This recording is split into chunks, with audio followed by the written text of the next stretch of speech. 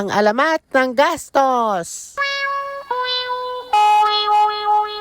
So ayun guys, magandang araw sa inyong lahat. Bali for today's video, madami na naman tayo papagawa dito kay Shiro. Papalagyan natin thermostat yung aircon at magpapachange oil na rin tayo ng bago. At bago nga pumunta, ako'y nagpagasolina muna. Tama na yung 50 at ako'y bahiting-bahiti na talaga. Tapos habang ako'y nag-aantay-antay, bigla akong minaisip. Hindi na naman ako nagpaalam sa asawa ko. Kaya pamihado ako'y makukuret. At eto na nga, nakita ko na aking mga suki. Kaya naman ako lagi nagbibigay kasi lagi sinasabi sa akin, 5 piso lang, pogi. ay kupaw naman, Roday. At eto na nga, tapos na magasolina, kaya tayo magpapapogi muna. At ayun na nga, napakapogi ko din sa Shea sa tigsi 50.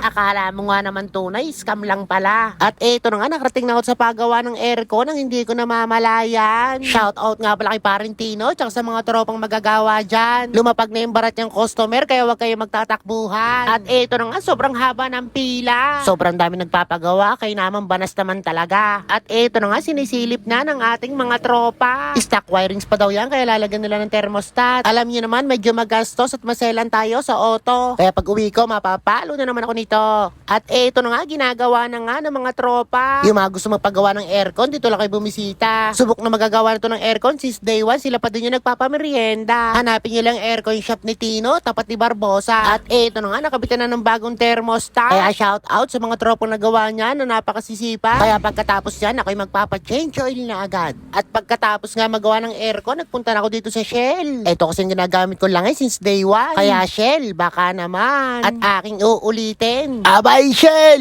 ay baka naman. At ito na nga, nakabila ko ng langis. 15W40, napakabangis. Kaya aking uulitin uli. Abay Shell, ay baka naman. Hindi naman kayo aking binibiro lang. Pero kung inyo namang i-sponsoran, hindi namin yan tatanggihan. Alam nyo naman, makapal yung mukha natin, di ba? At eto na nga, magtatanong muna ako ng ibang piyesa. At bago magpa-change oil, kami kakain muna. Kaya dinaanan ko na rin ang aking nanay na bida. Yan nga palang, napakaganda kong nanay. Suportado ko niyan sa lahat ng bagay, kaya isa munang kaway. Grabe naman yun, nakakatakot. Kaya pag pumili ka ng ulam mo, tama na yung manok. Ayaw niya daw ng manok, kaya lumipat kami ng karinderya. Saktong-sakto naman, ako'y bahiting-bahiti na talaga. Sabi ko sa nanay ko, siya na naman libre. Sumagot naman siya sa akin, sabi niya, Diyos ko po naman, Rode. At eto na nga, mabalik tayo sa ating usapan. Dumanit siya nagdaw kay Mark para magpa-tune up at change oil ng sasakyan. Bigla ako nagulat, akala ko pestahan. Tingnan niyo yung buhok para nag-super saiyan. Ay, sumbok ni Pipoy ah.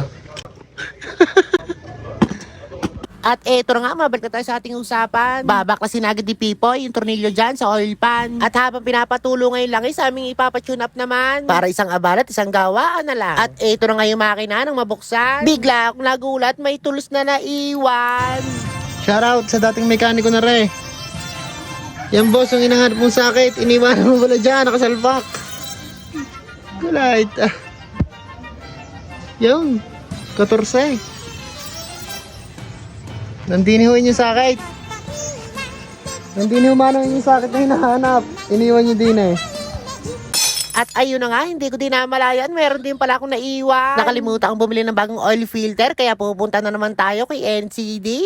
Kaya NCD, baka naman. At ito na nga, akin ang babayaran. Shoutout nga pala uli dyan kay NCD. Lagi na lang ako dyan bumibili. Kaya sa sunod, sana meron na akong pre. At ito na nga, sa isang mainit na daan, kailangan ko na agad bumalik sa pagawaan. Hiniram ko na lang din yung motor ng aking tropa. Alam niyo naman, makapal yung mukha natin, siya pa yung magpapamerienda. At ito na nga, ang bagong oil filter. Okay lang yung gastusan, mahalaga hindi tayo tinitirik sa daan. Para pag bumitik din, kapit ang buong kahanggan. Tapos biglang kulit ang asawa sa tagiliran. At habang nagagawa-gawa nga kami dito, nagpapa-shoutout yung mga tropa. Birthday daw niya ngayon, kaya baka daw siya ay may sasama. Parni kayo na lang, sasama ka sa vlog.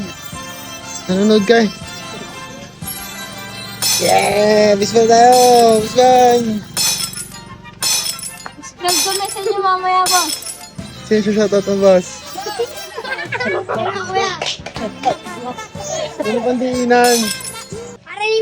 Then guys, bali meron tayo ditong followers at birthday daw niya na babati daw. Oh.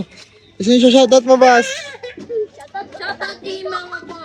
Ayun, mag-aaral kang mabuti. Opo. Ikaw boss? Pwede mo. Birthday sa Pintasi. Ah, kanta nyo muna. Kanta. Happy birthday to you. Yeah. Happy birthday to you.